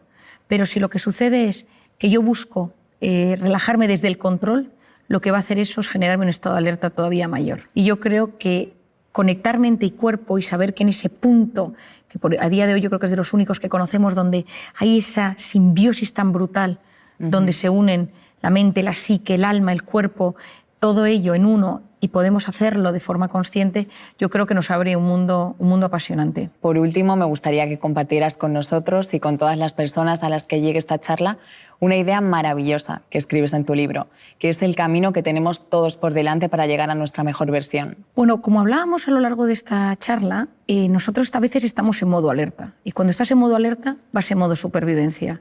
Y supervivencia es conseguir cada día sobrevivir a lo que te va pasando. Hijos, trabajo, dinero, salud, lo que sea. Y ahí es muy difícil conectar contigo mismo. Hemos hablado de maneras a lo largo del día para desconectar de ese modo alerta y conectar con ese sistema parasimpático. Pero esto es completamente necesario. Pero también en la vida a veces precisamos conseguir un momento de pausa. Un fin de semana, una semana, 15 días, donde de repente nos, entre comillas, retiremos del mundanal ruido para poder decir, ¿yo qué quiero conseguir en esta vida? ¿Cuál es mi sentido? ¿Cuál es mi ikigai? ¿Cuáles son las respuestas a las grandes preguntas? ¿La tengo o no la tengo? ¿Mi angustia pensar en algo más? Y ahí tengo que verme a mí en perspectiva, en 3D, en 4D, en 5D, y ver hacia dónde me dirijo y buscar sacar lo mejor que llevo dentro. Ese tu mejor versión del que yo tanto hablo. Y hago una ecuación matemática, que me parece que pocas cosas se puede usar menos matemáticas que en psicología y en psiquiatría, pero me gusta esta ecuación matemática porque puede ayudar a comprendernos. Tu mejor versión sería una suma entre los conocimientos, lo que yo aprendo, lo que yo estudio, lo que yo sé, más el proyecto de vida, es decir, tener unas metas en la vida, saber hacia dónde me dirijo, más la voluntad, es decir, esa corteza prefrontal, esa capacidad de posponer la recompensa, ese orden, conocimientos, más proyecto de vida, más voluntad, y todo ello multiplicado por la pasión. La pasión multiplica, el resto suma. ¿Qué es la pasión? La pasión es poner el corazón en lo que uno hace. El mundo está lleno de gente que no le mete pasión a la vida. El mundo está lleno de gente que no le pone el corazón a lo que hace. Y todos los trabajos pueden transformar la vida de las personas y la de uno mismo. Pues la mejor versión consiste en que si eres médico, periodista, si eres ama de casa, si eres te cuidas a tus niños, tengas el trabajo que tengas, tienes la oportunidad de transformarte y transformar a los demás si utilizas ese corazón. Pero para eso necesitas en algún momento frenar, reflexionar sobre tu vida, reflexionar sobre lo que sabes, reflexionar sobre tus metas, reflexionar sobre esa voluntad, ese orden, esa constancia, poner un poco todo en perspectiva y en esa manera es mucho más fácil que saques tu mejor versión. Vamos a suponer que tú y yo estamos dando un paseo, entramos en un parque y vemos un lago, no muy grande, pero un lago. Entonces nos asomamos a ver qué hay en el fondo del lago y si el lago es profundo o no lo es. Pero no podemos ver el fondo. ¿Por qué no lo vemos, María? Porque está el agua turbia. Muy bien. Una de ellas es que el agua esté turbia. Si el agua está turbia, no podemos ver el fondo. Y si el agua no estuviera turbia, sino que fuera absolutamente cristalina, ¿por qué no vemos el fondo? Pues a lo mejor no vemos porque ese agua está agitada. Vamos a suponer que conseguimos que ese agua se serene, que ese agua se tranquilice. Entonces podemos ver el fondo, que puede tener una gran profundidad, ¿verdad? ¿Y qué hay en el fondo? En el fondo puede haber grandes tesoros, ¿no? Me permito recordar que algunos de los mejores tratamientos oncológicos que hay en la actualidad se han obtenido de esponjas marinas. Hay grandes tesoros, grandes oportunidades y también podemos ver cosas pues, que no tendrían que estar ahí. Plásticos, basura en el fondo del mar que está haciendo daño a la naturaleza, ¿correcto? Eso es lo que hace el mindfulness. Nuestra mente está agitada y como está agitada, no vemos nuestro potencial ni tampoco vemos aquello que nos está lastrando. Cuando conseguimos que ese agua, esa mente se serene, empezamos a ver cosas en nosotros y a experimentar sensaciones y a experimentar realmente descubrimientos, revelaciones en el sentido de cosas que estaban veladas y se ven, que tienen un poder transformador en la vida. Y también empiezas a ver aquellas cosas que no habías visto de ti y que realmente te están haciendo la vida difícil. Y a veces, para poder limpiar un poco el agua, hay que descubrir dónde está la suciedad. Esto es lo que permite el mindfulness. El mindfulness es un ejercicio puro de la atención para serenar esa mente que por razones que todavía no conocemos está agitada. Y como está agitada, no podemos reconectar con nuestro potencial oculto, ni sabemos por qué tantas cosas que son pequeñas nos alteran de una manera tan grande. El mindfulness ya está descrito en la literatura india desde el Bhagavad Gita de hace 3.500 años, cuando Krishna le dice al príncipe Arjuna, la mente es difícil de manejar como el viento, y cuando cerca del Nepal el príncipe Gautama Siddhartha, Sakyamuni Buda, el primer despierto según el lenguaje sánscrito, descubre que el dolor es parte de la vida, pero el sufrimiento lo genera este movimiento de la mente. Y que la forma de combatir ese sufrimiento es estabilizar la atención, alejándola de esa narrativa, de esa rumiación constante, de ese ruido que nos impide reconectar con lo que somos. La evidencia científica, pues mira, la evidencia científica es aplastante. Aplastante tanto la neurociencia contemplativa, que es la que se dedica a estudiar el efecto en el cerebro de los estados meditativos, como en la fisiología cardíaca, en la endocrinología, en la neurología. Es que, fíjate, detrás de muchísimas enfermedades, por no decir de todas, hay un factor que puede pesar más o menos y que es la ansiedad. La ansiedad es generada por el ruido mental. La Universidad de Harvard es pionera en el mundo estudiando esto. Entre el 60 y el 90% de las consultas a médicos generales tienen como uno de los factores clave emociones perturbadoras. Vivir en la ansiedad, vivir en la desesperanza, todas estas cosas. Entonces, eso es lo que hace el mindfulness. A nivel de cerebro, pues por ejemplo, a nivel de cerebro unas cosas que hace es reducir el volumen de la amígdala. La amígdala, que no son estas, están en el cerebro. La amígdala es un núcleo que contiene grupos de neuronas muy relacionadas con el miedo y con la ira. Se ha podido observar con resonancia funcional magnética, que es una técnica de imagen para ver las partes más activas, una reducción en el volumen de la amígdala. Es decir, una persona que practica este ejercicio de atención plena, es menos propensa a vivir en miedo y en ira. Imaginemos lo que es esto para la humanidad. En segundo lugar, se ha visto un aumento del tamaño de la corteza prefrontal del lado izquierdo, que es muy importante, por ejemplo, porque tiene un enorme impacto en el sistema de defensa del cuerpo, el sistema inmune. Otra cosa que se ha visto es que un sistema que se llama sistema red neuronal por defecto, que es la que hace que estemos distraídos, empieza a amortiguarse y otra red, que se llama red ejecutiva central, es mucho más activa, es decir, favorece que te des más cuenta de lo que pasa. Esto es importante, por ejemplo, para reducir la incidencia de accidentes. Se ha observado, por ejemplo, cambios en el sistema de defensa, en el sistema inmune.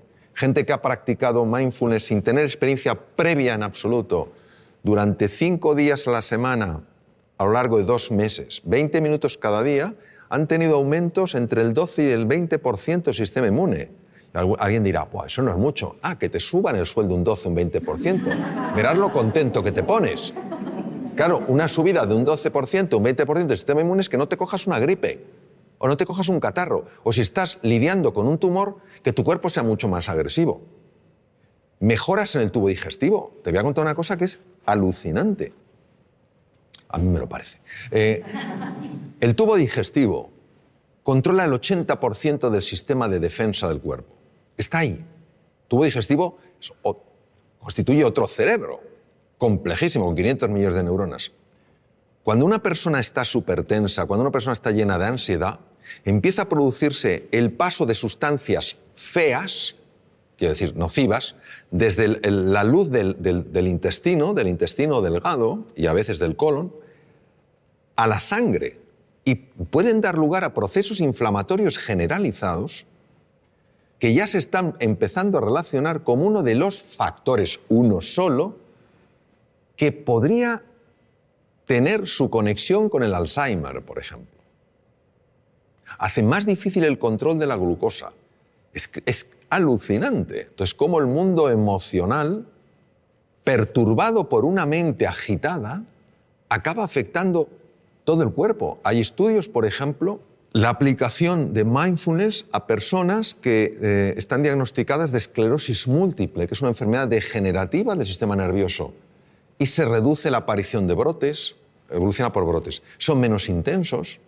Se está aplicando un montón de cosas, es decir, y además por centros tremendamente serios, donde la investigación no es cuestionable ni anden buscando especiales resultados, sino que están muy bien controlados.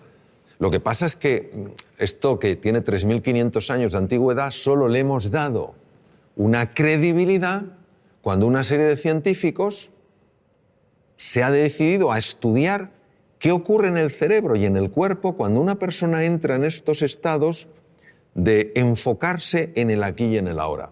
Y también nos ha ayudado a darnos cuenta de la jaula de grillos que tenemos en la cabeza. Y que es una cosa difícil de creer. Que te pasa una cosa que te disgusta por la mañana y te está rumiando hasta la noche. Pues parece que somos vacas. Y que el simple hecho de parar eso hace que el organismo, que tiene una capacidad natural de recuperación, pueda recuperarse. No hay nada mágico aquí. Bueno, sí hay mágico. Que la vida es mágica. Eso es lo que hay de mágico. Pero a veces estos diálogos que tenemos bloquean la magia, no porque la anulen, sino porque no la dejan florecer. Un sistema educativo que no valora el estado de ánimo del profesor, creo que se equivoca profundamente. El profesor es el elemento más importante del sistema educativo. No es la tecnología, no es el aspecto de las aulas, ni el tamaño de los campos deportivos. Es el profesor. Y si un profesor ha perdido el ánimo, ánimo es alma, se ha desanimado, es importante ayudar a esa persona a que recupere el ánimo porque, primero, es una profesión importantísima. Segundo, porque lo necesita para estar bien y lo necesita para enseñar bien. E igual pasa con el alumno. Si un alumno ha perdido el ánimo, es muy difícil que pueda captar nada. ¿Por qué es tan importante? Nosotros somos hijos de Descartes. Y Descartes, filósofo del siglo XVII, padre de la filosofía racionalista, obviamente fue un hombre muy brillante. Sin embargo, dijo algo que penetró mucho en el inconsciente colectivo y vivimos de acuerdo a aquello. Él hablaba de que había procesos mentales, res cogitans, y elementos físicos corporales res extensa, y que no se comunicaban prácticamente. Esto nos ha llevado a pensar que el aprendizaje, el conocimiento, pues es una cosa fundamentalmente intelectual, cognitiva, y el elemento emocional era un tema de pasada. Si estabas a gusto, bien, pero tampoco afectaba. Uno de mis maestros, Antonio Damasio, escribió un libro precioso con un gran componente científico, se llama El error de Descartes, donde claramente muestra que si tú aboles, dañas la parte emocional, inevitablemente estás perturbando y dañando seriamente la parte cognitiva. Cuando se estudia la neurociencia afectiva, se ve que una persona, por ejemplo, que haya perdido el ánimo, que esté desilusionada, que esté desesperanzada, que se sienta impotente, no tiene el mismo riego cerebral que una persona que se sienta con ilusión, que se sienta con ánimo y se sienta con ganas. Las zonas más anteriores del cerebro, lo que se llaman áreas prefrontales, que son esenciales en el mantenimiento de la atención, en la memoria, en el aprendizaje y en la creatividad, son muy dependientes del estado emocional. Por eso una persona entusiasmada, con un proyecto, ilusionada, que se siente a gusto, acompañada de gente que cree en ella, etcétera, etcétera, es una persona mucho más inteligente, mucho más creativa y mucho más emprendedora. La misma persona, si le cae el ánimo, si se siente incapaz, etcétera, no importa si es capaz o no, no ejercitará esas capacidades porque las tiene abolidas. El cuidado del ánimo, del estado de ánimo, en alumnos y profesores es clave. Entonces, a veces nos embelesa la tecnología. Y está muy bien la tecnología. El elemento esencial siempre será el profesor y su relación con el alumno. Siempre, afortunadamente, será un elemento humano. Esto será insustituible. Entonces, por eso me parece clave. Cuando uno sabe que esto es importante, lo puede cuidar. Entonces, ¿qué se puede hacer? Lo que se puede hacer es, sencillamente, crear un espacio de verdadera escucha donde las personas, sin ningún tipo de miedo, puedan transmitir lo que sienten y lo que necesitan, y no tener que ocultárselo. Y si un profesor dice, he perdido el ánimo, es importante creer en esa persona, valorarla, desafiarla y acompañarla a que lo recupere. Si ni siquiera esa persona transmite que ha perdido el ánimo, porque no siente que hay un espacio dispuesto a escuchar eso, ¿cómo la vamos a ayudar? Si un alumno en un momento determinado se siente desanimado, qué importante es que pueda transmitírselo a un profesor para que le ayude. Tenemos un concepto absolutamente obsoleto de lo que es la inteligencia, lo que es la creatividad. Creemos que son capacidades fijas. El propio Daniel Goleman hizo un estudio en un barrio de Boston. Yo ejercí como cirujano en Boston. Un barrio que se llama Roxbury, que es un barrio muy complicado. Niños con cocientes intelectuales muy bajos. Empezó a ilusionarles, empezó a motivarles, empezó a hacerles creer en sí mismos y en sus posibilidades. Pasado unos meses, les volvieron a hacer un test de cociente intelectual, que lo lógico es que hubieran sacado la misma puntuación y algunos sacaron 20 puntos más. Entonces, lo que no podemos es creer que el ser... Qué bien lo decía Ortega y Gasset, decía, el ser humano no es un participio, sino un gerundio. No estamos hechos del todo, sino que nos vamos haciendo. La inteligencia se va haciendo, la creatividad se va haciendo, todo se va haciendo. Y la conexión es el ánimo que tienes, la ilusión. Pues curiosamente esto, a pesar de toda la investigación que hay que lo refuerza, sigue siendo en muchos medios una rareza. Es como una conversación que no se tiene. Parece que estamos en el siglo XVII. Que hemos avanzado mucho tecnológicamente, pero no tenemos el tipo de conversación que a lo mejor podríamos tener para tocar temas de esta envergadura. Y no hay nadie que no tenga momentos con el ánimo caído y necesite que alguien le ayude a levantarlo. Si lo podemos expresar con confianza, si podemos abrir nuestra vulnerabilidad sin sentirnos en peligro, es que todos ganamos. Es difícil que los hijos aprendan valentía de los padres, porque les queremos tanto que nuestro miedo a que les pase algo, nuestro miedo a que sufran, nuestro miedo a que lo pasen mal, hace que muchas veces tomemos una actitud hiperprotectora. Y a veces son amigos suyos otros familiares los que dicen atrévete, prueba esto, etcétera, etcétera. Entonces, yo te diría, en relación a tu pregunta, es decir, como madre, ¿qué puedes hacer? Bueno, en primer lugar, entender que es normal que nuestros hijos se den golpes, es normal que nuestros hijos experimenten frustraciones y es normal que experimenten dolor, si no, no hay crecimiento. Y a veces los tenemos un poquito entre palmitas, como que no le pase nada, no vaya a sufrir. No. Yo lo que te diría es que hagas 3 cosas. Lo primero es valorarles. Tú ya les estás valorando. Les valoras como personas. La segunda es desafiarles.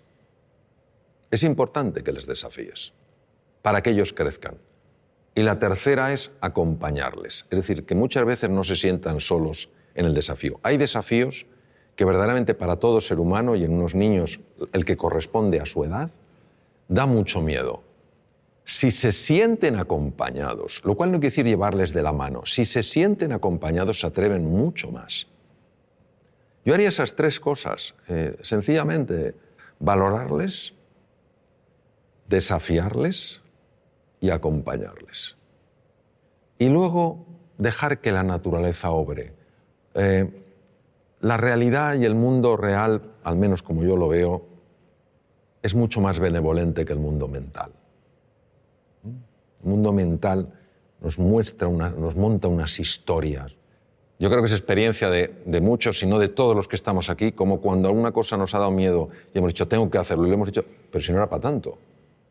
Si no era para tanto. El miedo tenemos que verlo no como un oponente, sino como un compañero imprescindible para crecer. Cuando una persona siente miedo, estamos hablando de los miedos habituales, no estoy hablando de ante el depredador. Cuando una persona siente miedo es porque está tocando las barreras, los límites de su zona de confort. Y esa es la llamada para estirarse. Esa es la llamada para crecer. Toda la magia está fuera de la zona de confort. Todos tenemos miedo. En una ocasión, un piloto, hace muchos años, en norteamericano, los mejores pilotos de Boeing 747, los Jumbo, le preguntaron qué sentía al despegar con 400 pasajeros. Y él dijo, miedo. Y el que entrevistó dijo, Dios mío, ¿pero cómo puede tener usted miedo? Así que dijo, no, yo tengo miedo, que no es lo mismo que el miedo me tenga a mí. Cuando yo tengo miedo, tengo un nivel de atención, un nivel de alerta, un nivel de eficiencia que no tendría si para mí fuera algo banal, estaría mucho más despistado. Ahí estoy atento. Pero el miedo no me tiene a mí, es decir, yo no estoy en pánico. Es completamente diferente. Entonces ese puntito tenemos que verlo. Luego que vean en ti también, como yo procuro, con mis errores, por supuesto, que vean en mí que hay una coherencia entre lo que decimos y lo que hacemos. Porque al final nuestros hijos no van a hacer lo que les digamos, van a hacer lo que vean. Recuerdo una cosa que leí de Víctor Hugo que me impresionó mucho, ¿no? Víctor Hugo decía, el problema nuestro no es que nos vamos a morir, es que no sabemos cómo vivir. Y había un filósofo danés, Søren Kierkegaard, que decía, la vida solo se puede vivir mirando hacia adelante, solo se puede entender mirando hacia detrás. En los momentos donde ya esta existencia nuestra se acaba y una persona mira hacia atrás, y lo sabemos sobre todo por los escritos de Elisabeth Kubler-Ross, que estuvo con muchas personas en esa situación, uno se da cuenta de la cantidad de cosas que podía haber hecho y no hizo. Cuando yo hablo de la música, yo creo que todo ser humano tiene música. Lo que pasa es que está acostumbrado no a oír su música, sino a oír su ruido. No tiene nada que ver el ruido con la música. Y si te das cuenta y ves una partitura, si todas las notas fueran pegadas una detrás de otra, no tendríamos música, tendríamos ruido. Lo que hace que tengamos música es que haya espacios de silencio. Son esos espacios donde no hay ninguna nota los que permiten que en vez de ruido haya música. ¿Qué quiero decir? Quiero decir que esta vida, yo creo que el tiempo que la vivamos es una vida para vivirla con intensidad. con dificultades, con desafíos, que nos enfoquemos en lo que realmente es relevante. Que cuando llegue el final de nuestra vida, digamos como Neruda, confieso que he vivido. Que podamos decir, confieso que he vivido la vida y no que la he visto pasar. Y esa toma de conciencia, esa reflexión es lo que creo que nos puede ayudar sencillamente a que la música emerja, porque el ser humano está llamado a eso, a hacer sonar su música. O sea, todos tenemos una música y es una música preciosa, todas diferentes, todas complementarias. Eso es lo que quiero decir, que no nos conformemos con vivir una vida de ruido, sino que vayamos encontrando esa música a base de enfocarnos en las prioridades, para que al final de nuestra vida podamos decir, como decía Neruda, confieso que he vivido. Yo creo que los seres humanos tropezamos 100 veces sobre la misma piedra por falta de humildad.